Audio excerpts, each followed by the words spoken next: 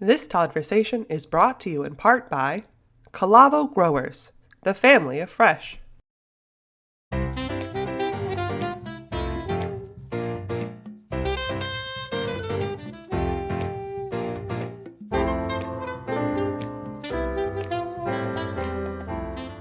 Hey, hi, ho, everybody. Good afternoon, good evening, good morning, wherever you are. We appreciate you being here. Thanks for listening. Thanks for hanging out with us. We so appreciate the support you keep giving us and the good things we keep talking about, bringing in people to chat up stories, share with you a little bit from the heart and what they got going on. I got a couple of folks with me today.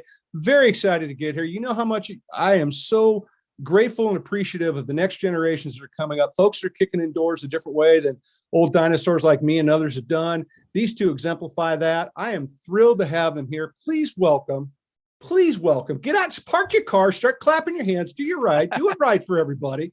Please welcome the co-founders of Fruit World, Bianca and CJ in the house. Welcome.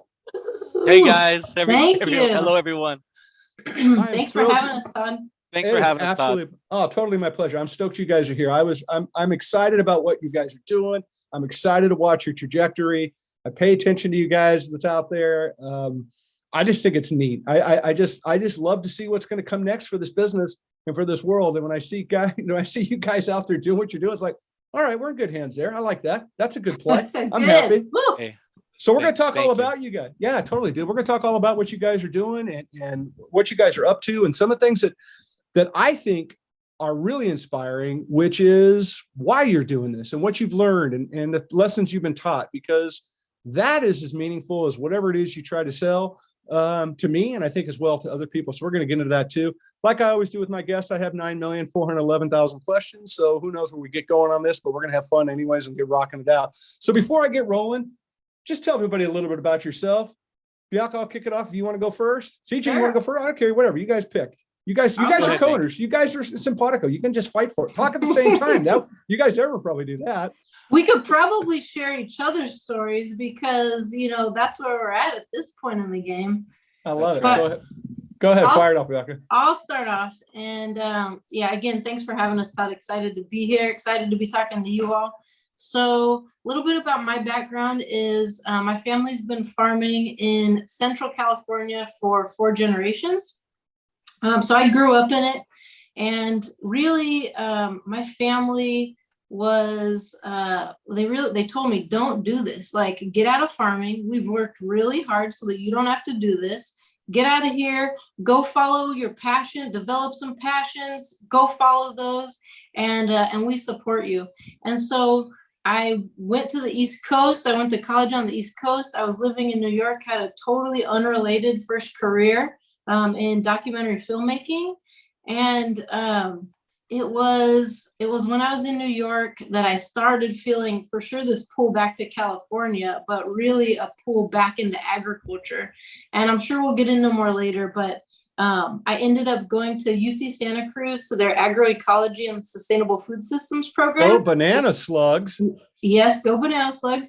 And you live on the farm with your cohort and take classes on the farm, manage the farm. And it was an incredible experience. And when I left, I wasn't exactly sure what I wanted to do, but I wasn't ready to move back to the Central Valley. I ended up getting a job at Veritable Vegetable as a buyer, and then eventually moving on to Whole Foods as a buyer. And then at that point, one fateful day, my dad called me and he said, hey, the marketing company that was representing my family's citrus and our packing house, our one customer for our packing house, got out of the California citrus business. And so all of a sudden, here's an opportunity. And that's really what brings us to Fruit World. And my dad connected CJ and I together. He said, you guys are thinking about the same kind of things. You guys need to talk. I love it. Well, there you go. I love it. CJ, lay it on me. Yeah, Top that, CJ. Top that, CJ. No, I'm not trying to top anything. Good story. It's just my own story, but it's not altogether different from Bianca's. My dad was a grower, packer, shipper of peaches, plums, nectarines. The company was Sunny Cow in Reedley. Legend. Thank you. And he's a neat guy. But my mother was like, get the heck out of this industry. Go as far away as you can.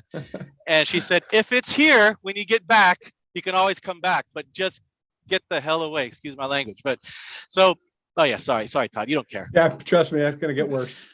Okay, so then I went to school, got an undergrad in computer engineering, and then a master's degree in accounting. I was a good kid. I did other stuff, but growing up, I was a produce kid. My dad raised me in the packing house, in the field, in the sales office, in the quality control. One of the really cool things that I'm really, really thankful of my upbringing in produce was the breadth of experience. I mean, everything from peaches, plums, nectarines, of course, the whites, Asian pears, quince, pomegranates, page mandarins, before there was a cuties, or cuties halos before it was branded. Right. You name it. There's some others. Kiwi. There's a lot of things I just had experience with. So growing up in that type of environment was just absolutely amazing. My father was, he did a great job.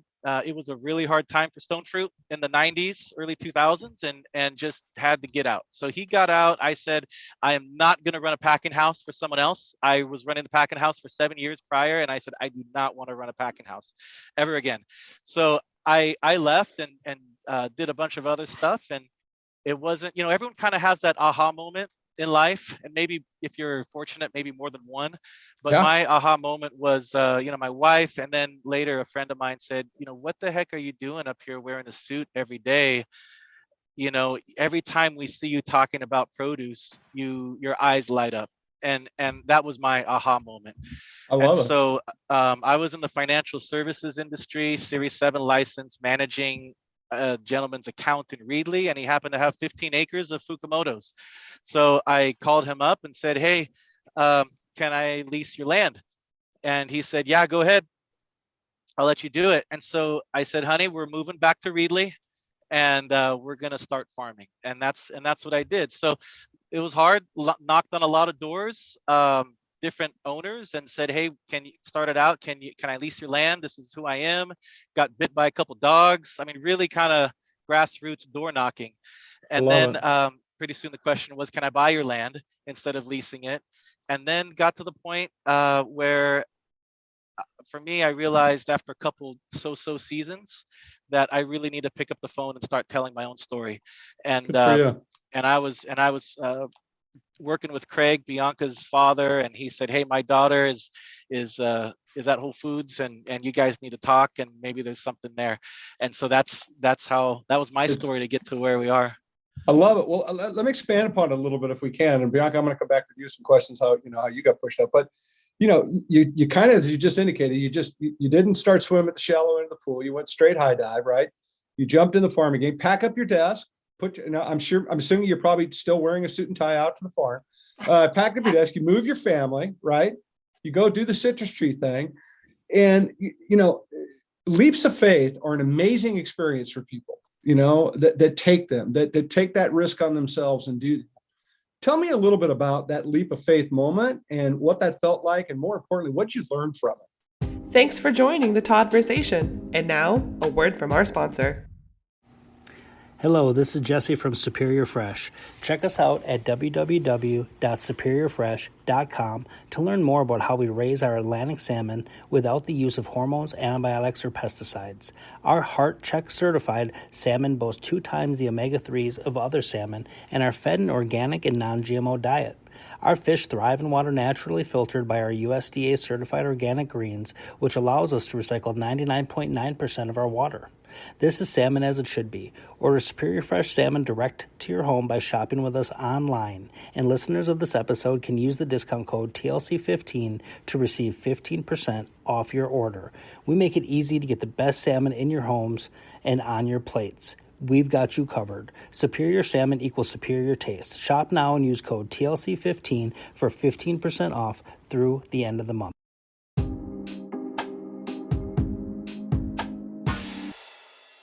The leap of faith is always a little scary. Shit, yeah. Honestly, it was exhilarating. I mean, it was really exhilarating. I will say, like, anybody who knows CJ well, like, imagining him having to wear a suit and sit at a desk with a computer for 8+ hours a day is like, there's no way. There's not what he was made for. There's pictures, I'm sure. I have no clue how I got through an engineering and accounting degree. I mean, sitting at a desk, but I don't know. I pulled through somehow.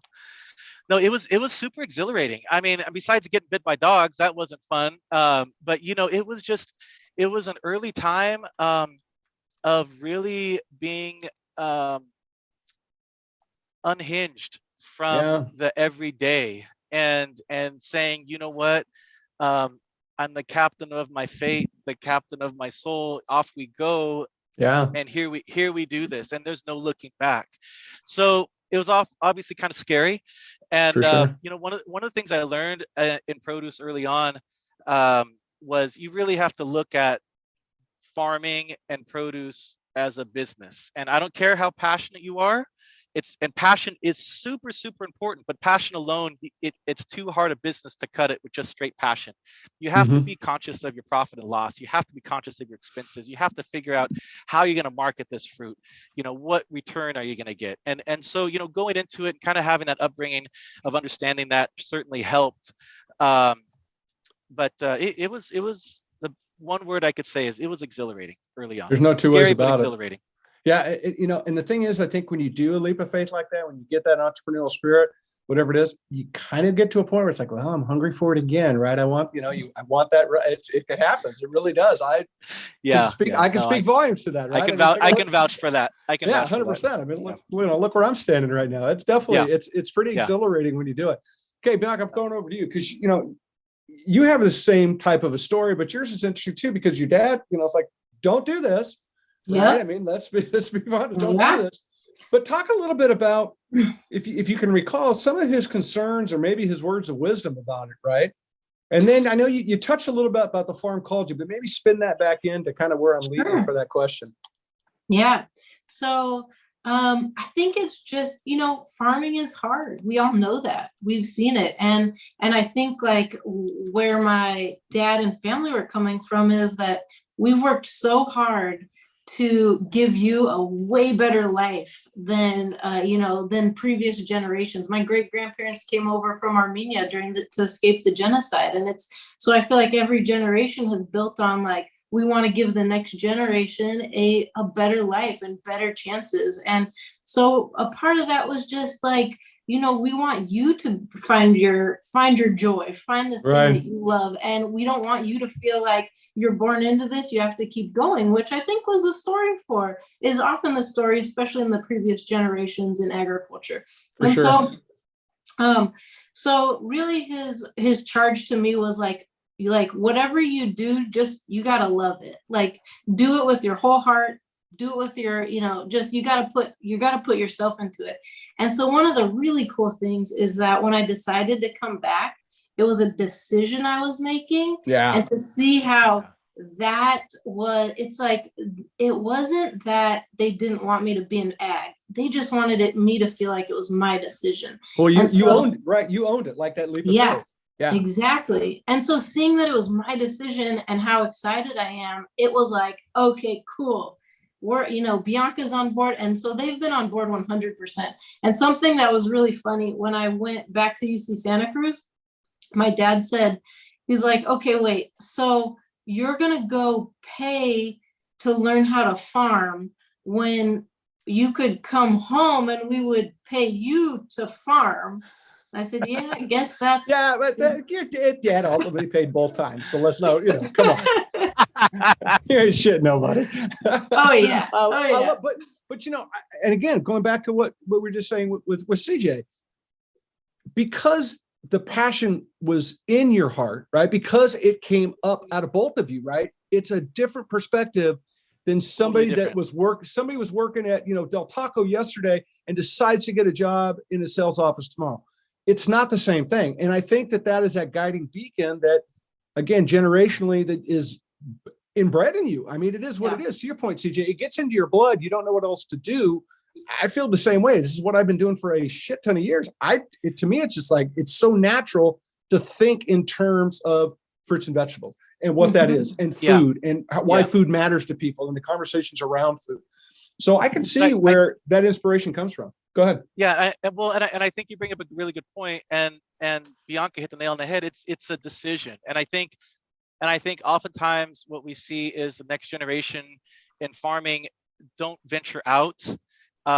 They, for whatever reason, whether it's pressure from mom and dad or pressure from one parent, or they just life choices. It's like, well, this is what grandpa did, this is what dad did, and this is what I'm gonna do, and they just go into it from the ground up. And what I see oftentimes is a little bit of a jaded spirit come 20, 30, 40 years old, where they spent 20 years, 30 years in the family business, and they just kind of tired of it. And I think and I think that Bianca's and story and my story are way different, and it goes to what you're saying. I think that more produce kids would be, I think it's a benefit to go try something else, go see what it's like to do something else, and then choose to come back. Because otherwise this whole deal, this produce deal, is a grind. I mean, you gotta love it. Otherwise it'll chew you up, spit you out, and you're done. 100% agree. I think one thing that helped us was that we had the support of our families, but we created something new that is very much interlocked and intermingled with all of, with our families and past businesses and current businesses, but it's still our own thing. And so it's not like, we're going back to our family farms and just, taking over, doing it. It's like, no, we created this together. And yes, we're tied at the hip, but it's our own thing. And we really, we have the say in how it's created. Well, but I think, I believe that is would have been the byproduct of your passion, no matter what you chose to do, right? Whether you found each other and you created Fruit World or whatever the case would have been. I think that ownership, again, connected to the hip, to your business, that's a part of what came out of your heart. That's a part of what drug you forward. That was your end of, that was part of your path that you couldn't see, that I would have bet you Vegas money, you would have gotten to that point, because it just makes total sense with everything you've shared so far. So you could see where you guys were heading with that.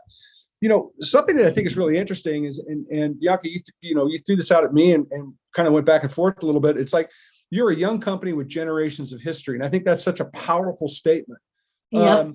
And you talk about cultivating passion and trust for generations. So I'd like to know a little bit about what that means. If you could, just either one of you fight for it, fist fight, talk over each other. I don't give a shit. Bianca, you take that. Yeah. I mean, really, we see ourselves as standing on the shoulders of our parents and grandparents and great grandparents. And, our families built some really strong legacies. And, we're passionate about our industry. We're passionate about ensuring family farms continue into future generations. That's part of our mission. That's a big one for us. And so I think too, in the produce business, there are so many established businesses that we really like to make sure, hey, we are both a young company, we're a fresh company, we're a new company, we're going to be doing things a little differently. We're trying to be on the forefront, we're trying to rock the boat, but we also have generations of history to back us up. We have learned from the previous generations and what to do, what not to do, how we want to do things differently. But really, I give it up to the previous generations. Like CJ's dad, my dad and grandfather especially, they really built some pretty amazing operations. And it's important to us that we acknowledge those. It's not just like we're coming in and doing something in a vacuum. Those generations are so important to us. And also we've seen where being able to talk about that really gets us into the door. It's like in isolation, we're just like two young people who are excited about, passionate about what we're doing. But I think it really helps when we've been able to go into a place and say, hey, you remember Sunny Cow Stone Fruit? You remember Kaprielian Brothers, Kings Canyon Fruit Sales? And all of a sudden, doors open. And that's pretty cool. Well, look, you got accountability to those generations, right? 100%. Yeah. right? Yeah, I mean, we do.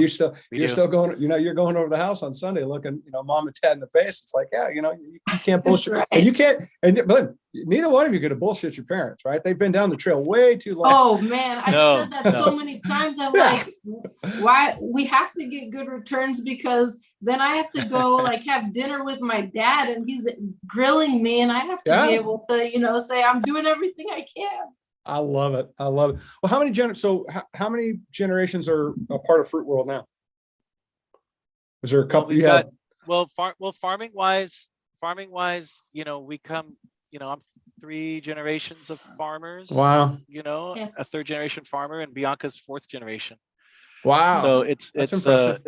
it's taken that to get here, I love it. And CJ's dad is 83 and he's still working, and my grandfather is 92 and he still goes into the packing house on most days.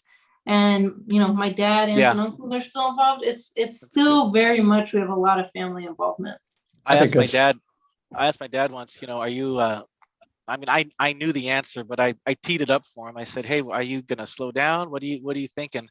And he says, oh no, he says, CJ, I'd rather burn out than rust out.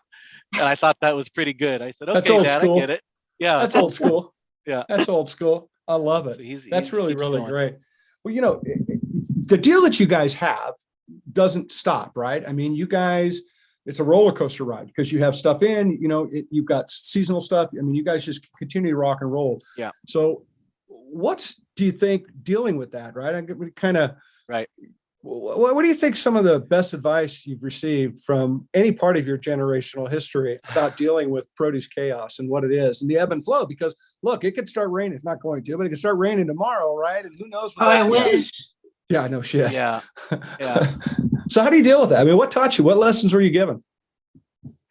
Well, CJ, I'll go to you. I think, yeah. I mean, I think the ebb and flow of the season, where there's always something going for us. From organic cherries, which are like, I always say, I've never sold drugs in my life, and I hope I never do. I will not ever do it. But it's got to be like that. You heard organic it here. cherries. CJ will You not heard be it here. selling drugs. I will not be selling drugs, but it's got to be like that because organic cherries are like, turn the truck around and I'm getting those cherries. Give them to me now, right? Oh, and yeah.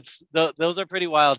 To citrus all year round, and so to grapes, to stone fruit, apricots, and everything in between. But for us, we really it's not haphazard, the season.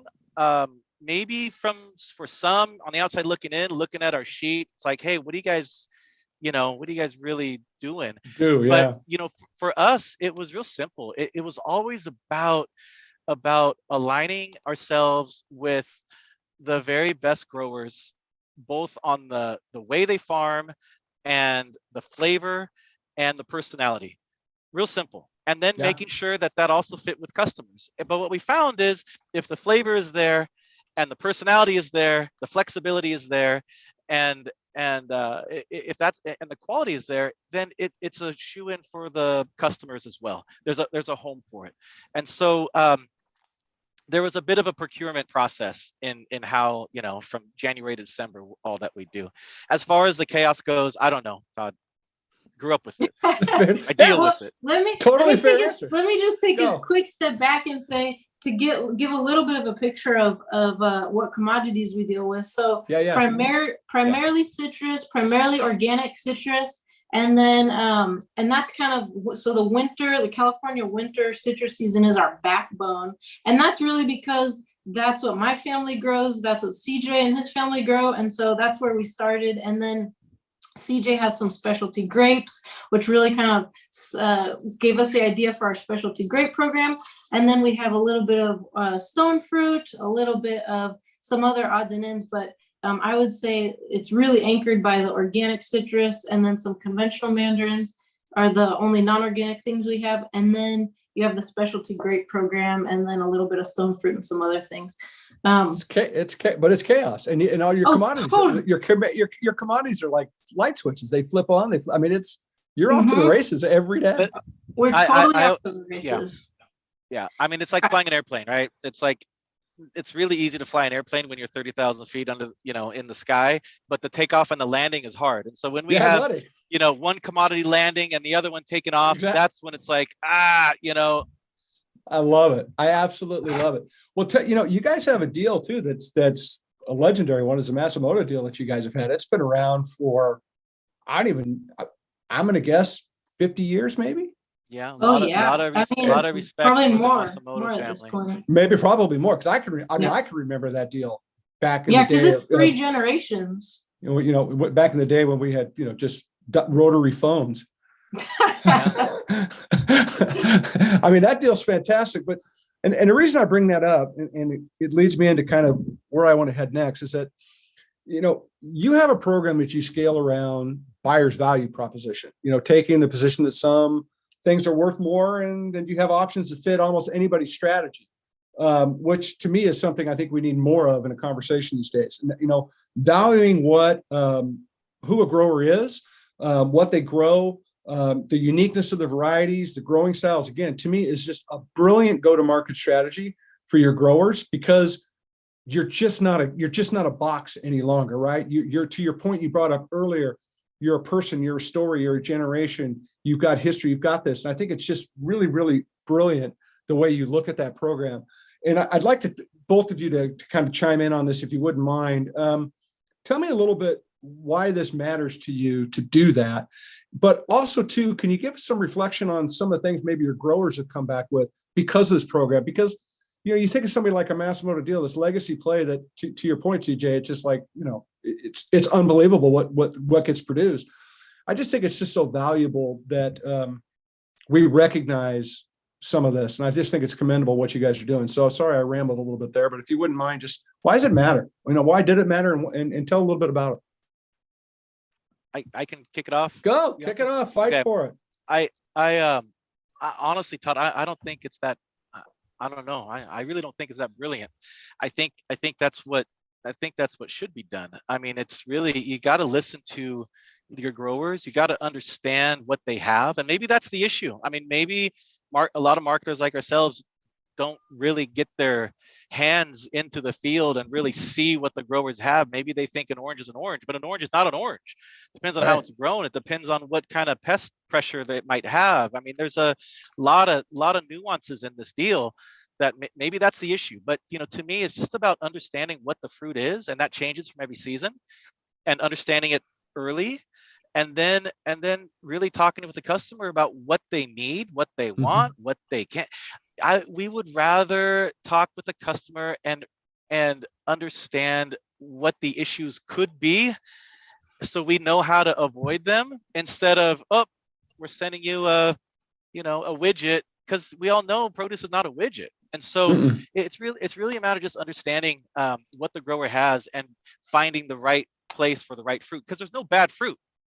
We have different grades of fruit. There's no bad fruit, and there's no bad customers. It's just finding the right fruit for the right customer, and and being honest about what the fruit is to the customer, and being honest about what the grower can expect.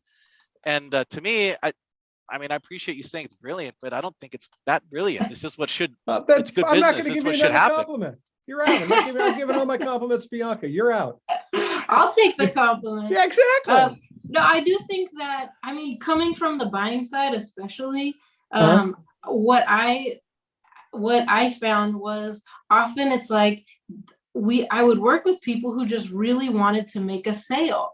And that was the most important thing. Make the sale. And then sometimes the expectations that I had seemed to be very out of alignment with then what I actually received. And so that's one thing that we talk about a lot. It's like, just like CJ said, we want to make sure that we tell the customer what it is. We tell them what it isn't. We're like, no surprises. We don't want surprises. This is an industry that moves fast. There are always going to be surprises, but we're gonna reduce that as much as possible. And sometimes we over communicate just to try to make sure that we are communicating properly. And that's I see that as a huge value. And then to CJ's point of, we really have the whole tree to sell. We talk a lot about this. We're not to sell the fancy grade or number one grade fruit. That's not that hard. To sell the choice grade, maybe a little harder. To sell the rest of the tree, it can sometimes be tough. Very But tough. there are customers out there for all of it. I'm not saying our job is easy. On the day-to-day, it's not always easy. No, got it. But really making sure we've been very thoughtful about finding customers that are a values match. And on the flip side, finding growers that are a values match. Like, we're growers, we understand, but also we need, we're looking for growers and customers that are a values match. And that's how we're going to make it work. Because then there's a lot of understanding. We establish the trust, we establish the honesty and the integrities there. Then there's a lot of just grace when something happens. And to me, that's what has really been the sauce that makes it all work. I love it. Somebody told me something I did too. That's well said. Somebody told me something a long time ago, and I've never forgot it. And it says, sometimes you make more money on the produce you don't sell than the produce you do sell. And that's exactly right. Yeah.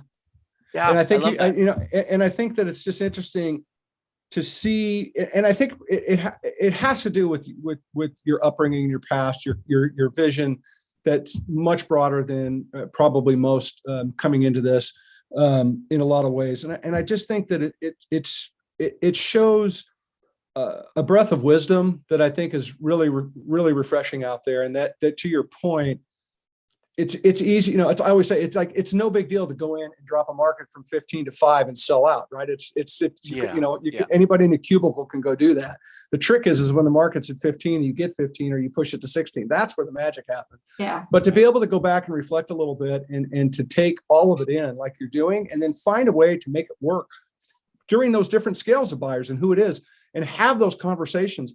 I think it's I think it's brilliant. I just don't think there's enough of it out there. I'm not saying brilliant to you, CJ. That's going over Bianca. You're out with the brilliant. Yeah. No, you're good, Todd. Well, Todd, and it hurt. Honestly, I can count on 2 hands, if not more, like how many times I'm hurt, I'm upset, I'm bothered because maybe we didn't win a bid, right? Why? Because it's too low or there's some issue, and then sure enough, around 4 weeks into it, who gets the phone call? CJ, can you help us out? Our guy fell down on us, and then we're in that what do we do? We help. We do. That's who we are. We help. Right. We always help. If we can help, we help. And so we help. But it's gosh, that's one of the things that sometimes the style of business that we do, it hurts in the short run sometimes. But I think all 3 of us can agree, and I think the industry does too. In the long run, it's a steady game. And produce, I think it needs to be a steady game. And I forgot what you said, Todd, but I love what you said. It was sometimes, what is it, the sale that you make? Yeah, it's sometimes you make more money on the produce you don't sell than the produce you do sell. And you may not make it next month or next week, but I think you'll definitely make it up in the end, or at least that's the faith that we have, because everyone knows in produce and farming, it takes a lot of faith, right? Well, it does. It's a relationship driven business, right? 100%. Yeah. It's not, it's all about those relationships, but it's about those honest conversations too, good and bad, hard and easy conversations, right? Because if the folks on the other end don't know what your struggle is, that's, and you don't know what theirs are, then how are you guys really, to your point, how are you becoming really good partners? How are you finding a way to win the day? Because ultimately you want to get everything off that tree, right? We want to keep feeding people as much fruits and vegetables as we can. We want to increase consumption, not decrease consumption, right? The old adage about how much food waste we have in this country, equivalent of every American throwing away 650 small to medium-sized apples, each American. Wild. We got to I was at the IFPA Washington conference last week, right. And to hear that only 1 in 10 Americans gets their recommended daily allowance of fruits and vegetables, mind blowing. That means on a daily basis, I'm probably not always getting mine, but just it's both mind blowing and also what opportunity, what opportunity we have. Yeah, I was at a conference too. 14%, only 14% of the cereal eaten in America has fruit on it. I don't know. It's there's a fun fact. We're really 14%? Yeah. God, what could happen if we got it to 24? Oh man. Yeah. It would be amazing. It'd be awesome. Well, talk to me. Go ahead. CJ, go. Okay. Well, can I bring something up that you mentioned, Todd? Absolutely. you mentioned you were talking about um, understanding everyone's needs, right? A Fruit World as a marketing company, understanding the growers' needs, understanding the customer needs, the customer understanding what we're struggling with. And what Bianca and I have seen as a trend that is a little disappointing is a move towards more and more emails and a more and more platforms of transactional produce business. And I don't know how I can understand the concept of streamlining the process, but we all work in that messy middle, and it's really hard to say I want 336 of these bags and send them to me on this date and that's it, without really ever picking up the phone. And or sometimes we can't even get a hold of a buyer. They just don't answer, and we're just kind of like, okay, I guess you're gonna get what you're gonna get because we're trying. But I think we're seeing a trend in that that I don't think is great. And hopefully, it provides value for those of us that still pick up the phone, that still want to have a understanding of what the needs are and that sort of thing. I 100% agree with you. I think it's when it comes to fruit and veg and the business that we're in is highly perishable, rapid fire, gun gets fired at 7 and you don't know where the bullet's going to land. Right. I think it's dangerous. I think it ultimately becomes expensive. And to your point about what you said earlier, good luck picking up the phone and make that beg phone call because you're backed into a corner and need help, right? Because you don't, in a lot of ways, you don't exist, right? And look, I think if you're selling, center stores, paper towel, whatever it might be, tires, it's like, okay, great. It is what it is. Yeah. But this isn't that. And I don't think you can treat it that way. I think that when we have something that is as powerful as fruit and vegetables, the way we can change this country's health, right? And we all know based on what's happened in this pandemic and the comorbidities and this, that, we need to be changing our health overall. And fruits and vegetables is a great way of doing it. I just think it's really imperative that we need to lean in and recognize, to the point of what we talked about, your buyer's value position, that we need to lean in and recognize that we probably should be communicating at a higher level because we're ultimately going to serve each other better. I agree with you, brother. I think it's well said. You hit the nail on the head. Yeah, well said. Very well said.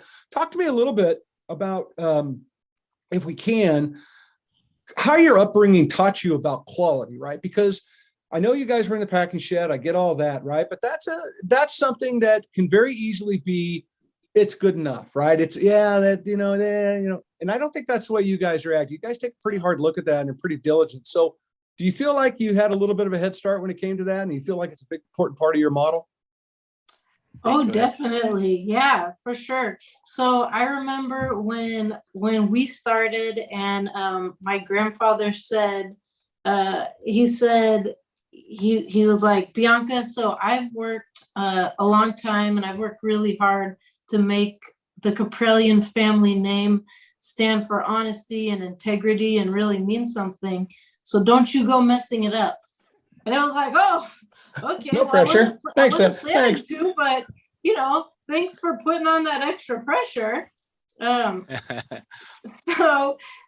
now I lost the question. What was the question? I have no. I was talking about quality. Talking about your upbringing. Quality. That's right. No, I was more thinking like, how are you going to back out and not get in trouble now with what you said about grandpa? I was waiting for that. How'd you back? Yeah, no. So really, I feel like what he was saying like dovetails into quality, but more importantly, going back to what we were talking about before, it's all about like aiming to match the right produce with the right customers, and quality is really important. We're nothing if we don't have good quality. At the same time, we know that the trees don't produce like 100% perfect fruit. And so really where our job becomes so important is like, if we have, if 30% of the oranges, because it's the end of the season, have some puff, we need to make sure that we're doing a really good job grading that fruit and then finding a home for that 30% with puff, because there's a home for it, as CJ alluded to earlier, but making sure that we're not sacrificing that number one grade so I think that, that's where, if we don't have quality, it's really hard to stand on our 2 feet. And to be honest, in the beginning, when we first started, we struggled a little bit. We're like, where's that line? Like, how do we figure it out? And we had a buyer say, we love you guys. You've been so good to us. And overall, like, everything's been great. but you guys need to focus just a tad more on making sure that you have a little more consistency in your box. And we heard that, and we were like, It hurt. thank you. It hurt, but we heard it. It hurt, but also I was like, you know what? This means we have a great relationship. The fact that buyer could come to us and give us some honest feedback, we took that feedback and now we track quality, and it's a metric we look at. And we're like, I mean, we knocked it out of the water. Like that next year, we made some really major changes, and we've really seen like, hey, we can shift. And in shifting, like this has had a very positive impact on our business. And again, going back to, it's tough. Like sometimes the hardest part is finding a home for that bottom, kind of 10, 15%, sometimes more, of stuff that is cosmetically like has some pretty severe defects. But it happens. And sometimes that being able to utilize that little bottom percent, that's the difference between that ranch, that block, that grower making money or not. Like sometimes that's the profit, and it's really meaningful. For sure it is. No, I love that. It's a great answer. Talk to me. I mean, CJ, do you have any throw on it? No, I'm going to go to another. I got another one for you because I want to capitalize on what Bianca just said. Fire away. Fire. Okay. So here's one. I mean, you talked about this, and I'm glad that you did. What does honesty, and it's something you guys lean into, I know that, but talk to me a little bit about what honesty in every relationship means to you, because I think this is a nice way to kind of close this loop that we've talked about. Thanks for joining the Todd-versation. And now, a word from our sponsor. Hello, this is Jesse from Superior Fresh. Check us out at www.superiorfresh.com to learn more about how we raise our Atlantic salmon without the use of hormones, antibiotics, or pesticides. Our Heart Check certified salmon boast 2 times the omega-3s of other salmon and are fed an organic and non-GMO diet. Our fish thrive in water naturally filtered by our USDA certified organic greens, which allows us to recycle 99.9% of our water. This is salmon as it should be. Order Superior Fresh salmon direct to your home by shopping with us online. And listeners of this episode can use the discount code TLC15 to receive 15% off your order. We make it easy to get the best salmon in your homes and on your plates. We've got you covered. Superior salmon equals superior taste. Shop now and use code TLC15 for 15% off through the end of the month.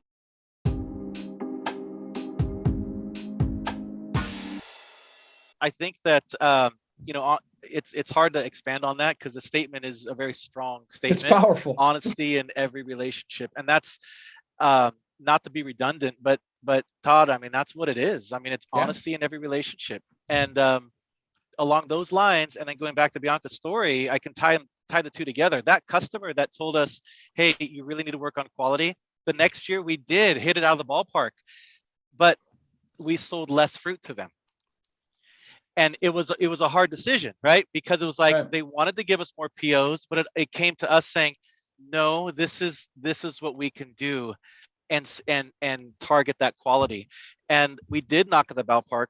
We didn't sell, significantly less, but our numbers went down. And so it was one of those decisions of we're on, just no one's perfect. Okay, we're not perfect, but we are relentless. I'm relentless to myself. Bianca's relentless to herself. We're relentless with all of us. Honesty. And it's a pursuit. It's a pursuit of it. It's not like we've made it, but it's like in all things, try to speak honestly, early and often. And 100%. Yeah, no, I agree with you. Look, it's all there.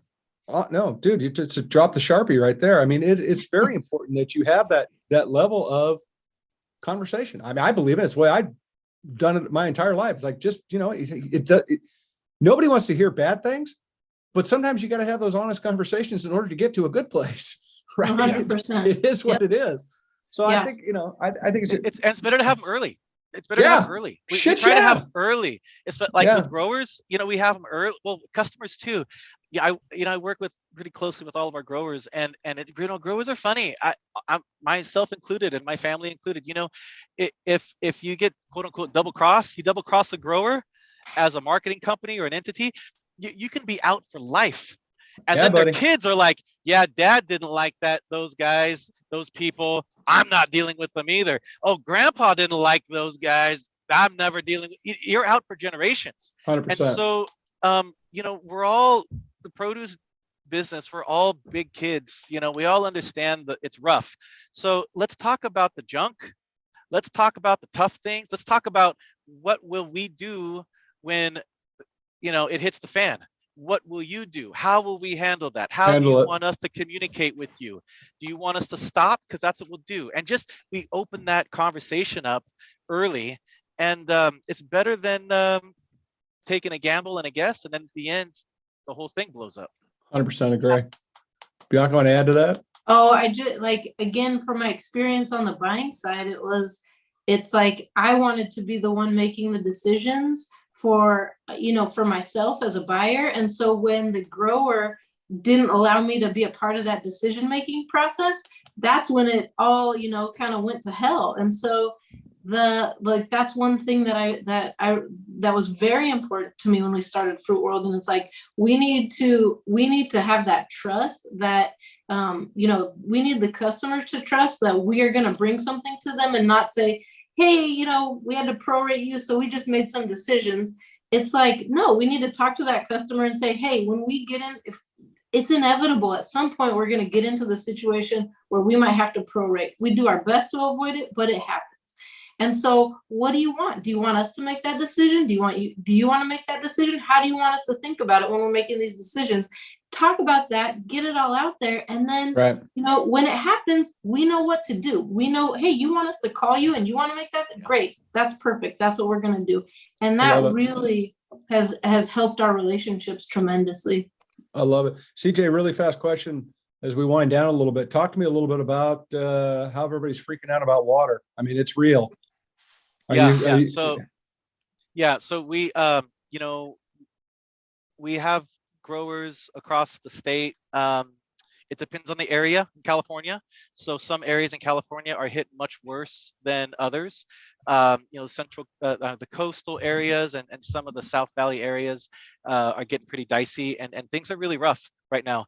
Other areas of California, around Fresno County, not all of Fresno County, but some pockets have great water, and are not affected at the moment. But even the areas that are, living okay right now or just fine, everyone's looking over the horizon and wondering, this doesn't seem to be getting any better. So, what's going to happen there? So we're feeling pain now, and then we're also kind of looking to see future pain potentially.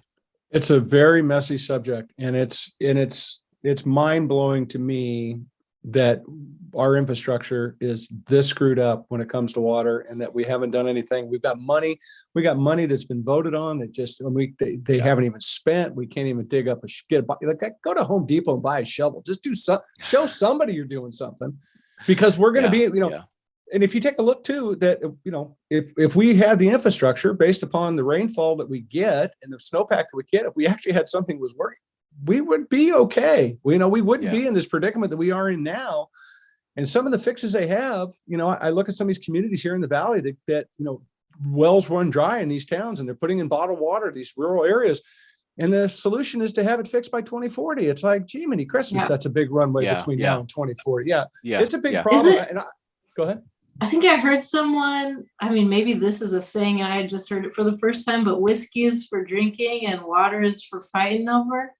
Yeah, that's 100%. Yeah. And if you look at who's owning the groundwater now, it's a lot of water is owned by very few people in the state. It is the wild, wild west of modern times when it comes to water in California. It's crazy. And I keep trying to bring it up because I want people to recognize that if you're in this state or you're not in this state and you rely on California for fruit and vegetable or whatever it might be, it's good that you're in part of these conversations. They'd love to hear from you. Let's keep the conversation going. We need help. Okay, what's next? Two good books. Cadillac Desert. I have my parents' copy so I don't know how, but two good books on water, Cadillac Desert, and then Mark Avrax, I think it was Kingdom from Dust. Both touch on water issues, both very important reads if that's at all of interest to anyone. People will freak out. There's some really good people out reporting. What were those, Bianca? What were they again? Kingdom from Dust. One more time. One more time. Cadillac Desert. Yeah. Good. We'll post the books up too on our social sites so people can get them and try to help them out. But there's some good people out there talking about water. Louise Henry's one here in the Valley with San Joaquin Valley Water. She's doing some great stuff talking about the water. I'm really proud of the work that she does. But yeah, we need to keep the conversation rolling. Really, all right, guys, really glad you're pushing the conversation, Todd. That's really good. Dude, we have to. We got to feed people, right? We got 9.5 billion people plus the aliens coming. And I'm a big believer if we don't start thinking about how to feed them organically, we're doing a disservice to the planet. So, how do we keep this bad boy going, right? So 100%. These issues are, the bad part is, and I get on the soapbox because you got me fired up now. The bad part is, CJ, is that you could solve the problem. Your growers could solve the problem. It's the people that are in positions that don't want to solve these problems, that keep this all screwed up, that you guys are living with. It's nuts to me. It's just nuts.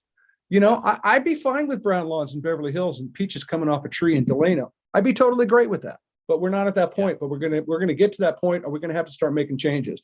So go ahead, send me. Right. And by the way, anybody in Beverly Hills, send me your shitty emails. I'll answer every one of them. I don't care. I really don't, because the conversation needs to happen. So tell me, guys, we're gonna wrap up our time, right? A little bit. What's next for Fruit World? What's exciting? Bianca, you got something you want to throw on the table? Bianca. Oh man. Go. We just celebrated 5 years, so like real high fives to us. And it's been a whirlwind. And CJ and I have been reflecting on the past 5 years and how when we started, our vision was so small. It was really it seemed huge at the time. It was like ensure that our family farms continue on into the next generations.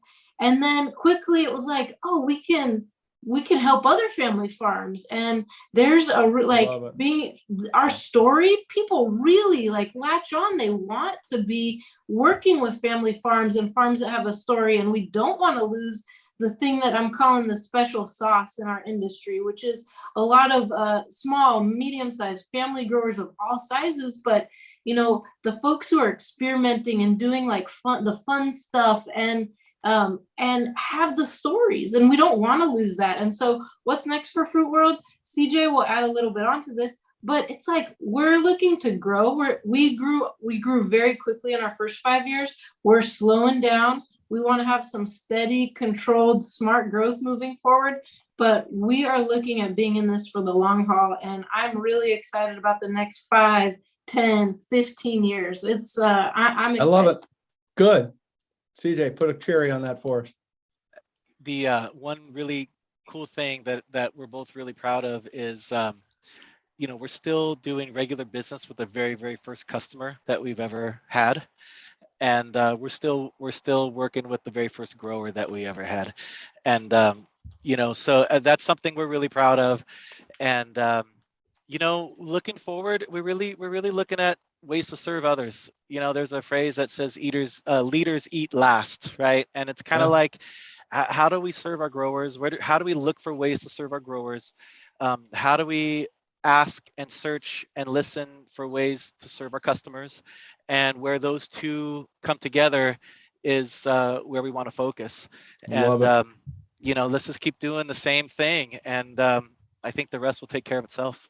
I love it. So I had you guys on here. I knew the story would be impactful. I knew the story people needed to hear. I knew this was going to be exactly what I thought. I thank you both for being here. I love what you're doing. I love both of you. I think it's great. Don't stop. Be relentless.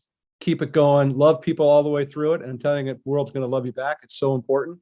I commend both of you. It's brilliant, CJ. It's brilliant. It's brilliant. Okay. I'll receive it. Todd, thanks. And thanks for having us on. Really appreciate your show and your podcast. And thank you for everything that you do for the industry. Thank you, brother. And everybody out there, eat lots of citrus. No doubt. Thank you, brother. That means a lot to me. It really does. I appreciate you saying that. Everybody, Fruit World, go check them out. They're the reason they're on. The reason they're on here is because that story needed to be told, and you need to know who's behind there and why they value you and why you need to be valuing them. This is what we're going to need to move the ball down the field and make this next generation fly, because we're going to make changes, and these folks are going to make them for us. So let's get supportive and be behind what they're doing. Thank you all very much for being a part of the show, listening and subscribing and commenting and following us on social media, the whole 9 yards. We really appreciate you. Under TLC _ Todd-versation on the social channels. We're there because, like I always say, that's where the cool kids are. So that's where we hang out. But I do appreciate you all very much. It means the world to us. Like I always say, go inspire somebody. It's really important. Just like these guys inspired me today, this conversation should inspire you to make a difference, ask questions, get involved, and be a part of the solution that we can change our planet, change people's health, change all of it. Because we have the power to do it. We just need to be able to do it. So keep it going. Go inspire, be inspired. I appreciate you. Thanks, guys, very much. Much love. And I'll see you guys. Come back anytime. You're always welcome. Thank you. Thanks, See you, Todd. everybody. Take care.